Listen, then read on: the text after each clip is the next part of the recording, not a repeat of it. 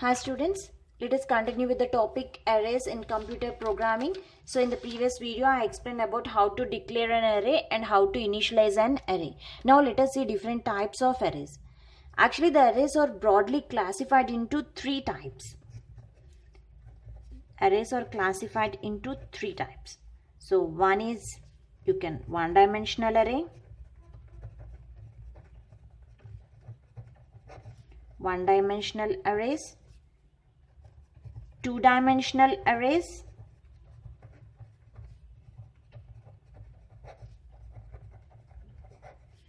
and multi-dimensional arrays. So these are the three different types of arrays.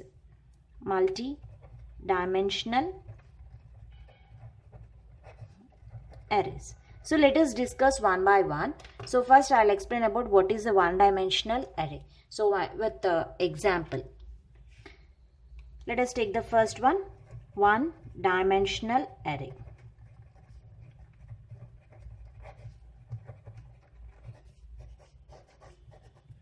So this one-dimensional array can be initialized, means any of the dimension, either two-dimensional, multi-dimensional, any array can be initialized in two ways. It can be initialized in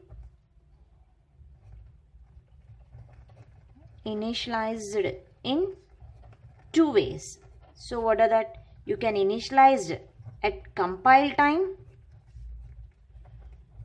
initialization, or you can call it as a runtime initialization. So either one-dimensional, two-dimensional or multi-dimensional, you can initialize the array at compile time or at runtime. So let us see what is a compile time and what is at a runtime initialization by using the one-dimensional array. So here I am writing the program. So let me take a fresh paper. So here I am writing the program for one-dimensional array. Now I am explaining the concept of one-dimensional array. So in this one-dimensional array can be initialized at compile time and at runtime. Now let us write the program for compile time initialization. So at the compile time I am initializing the variables. So compile time initialization means you have to initialize the elements or the values in the program itself while writing the program only. So compile time initialization and sequential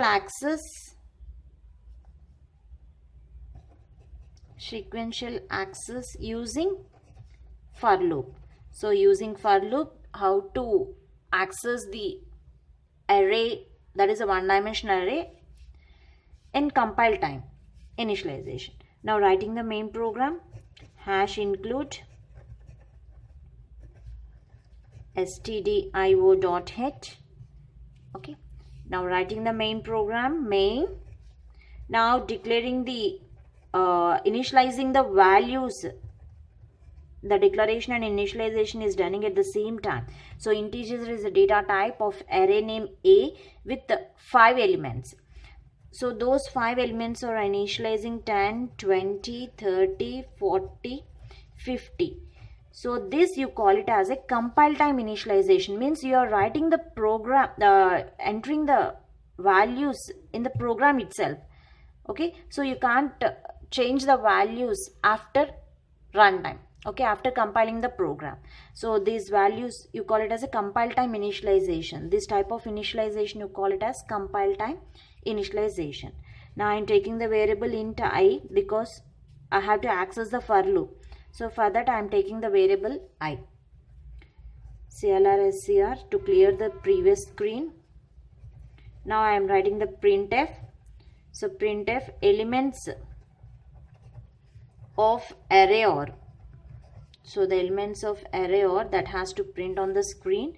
Now I am entering the for loop. For I is equal to 0, I less than 5, I plus plus.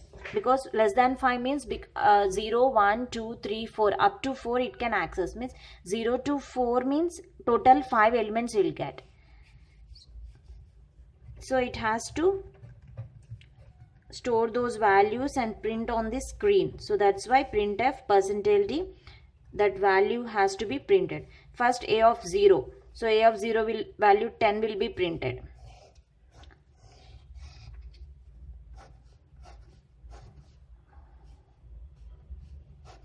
Okay, so let's say H. So this you call it as a one dimensional. So let me explain this. So this is a one dimensional array.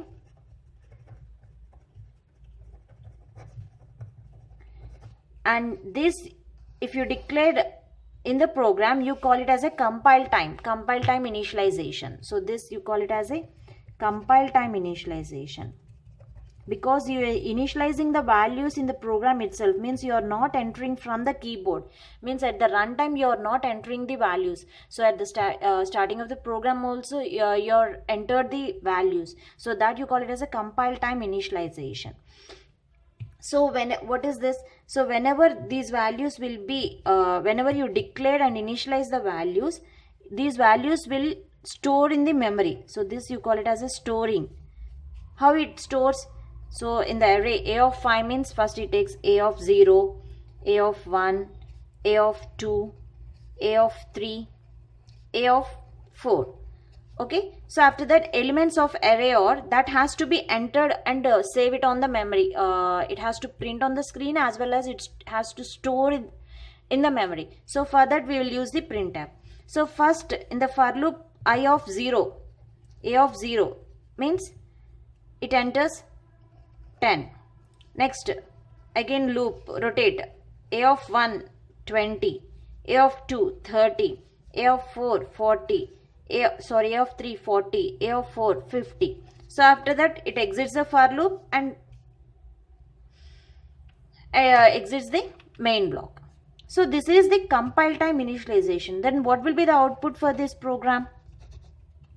So the output for this program is elements of array or just 10, 20, 30, 40, 50. So this is the output. This program you call it as a one-dimensional compile time initialization and sequential access using for loop. Now let us see program for at runtime. So to know the difference between these two, I am writing two programs for this one-dimensional array. So now I am writing the program for one-dimensional program for runtime initialization. So what it means, runtime initialization and sequential access using for loop. So let us see the one-dimensional array initializing the values at runtime. Hash include stdio.h. Now writing the main program. So here I am declaring the array. Here I am not initializing, only I am declaring the array of the same example I am taking, so that you won't be confused. You will know the difference between what is at runtime initialization and the compile time initialization. So the difference here is, in the previous program I declared the values along with initialization. So here I am just declaring the array. I am not entering the values, because at runtime I will enter the values. So int a of I and int I variable I declared. Now I am writing the printf enter 5 elements.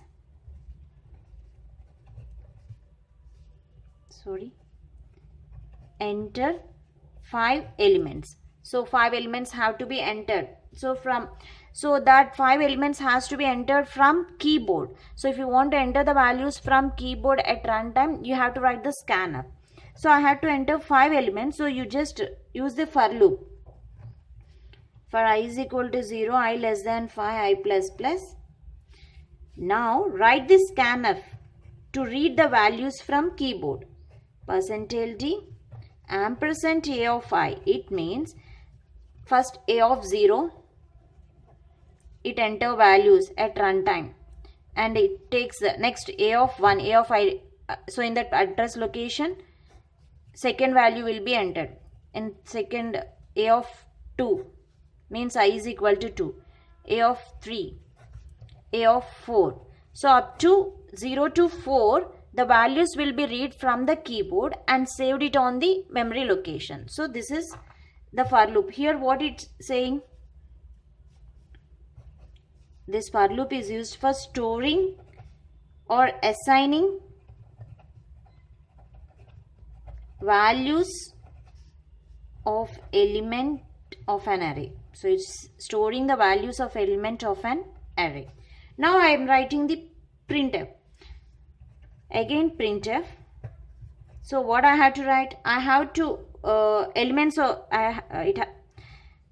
elements of array or. So already I entered the elements. Enter 5 elements means it enters the elements. Now elements of array or for I is equal to 0, I less than 5, I plus plus. So what is the use of this for loop? So here it accessing the elements of array. So here storing the values of elements of array, and this for loop is for accessing the elements of array. So here what I have to write? I have to print the value printf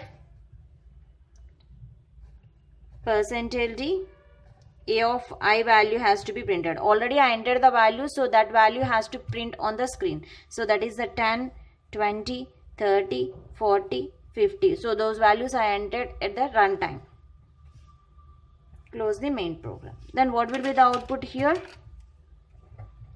So first it appears, output. So what will be the output? First it's saying enter 5 elements. So whenever it sees this message, those values I have to enter at the runtime.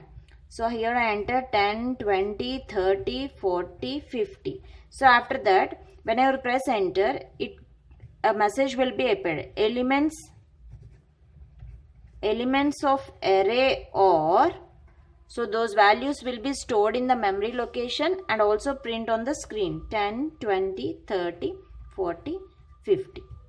So this is about the one-dimensional array for compiling time initialization and at runtime initialization. Thank you.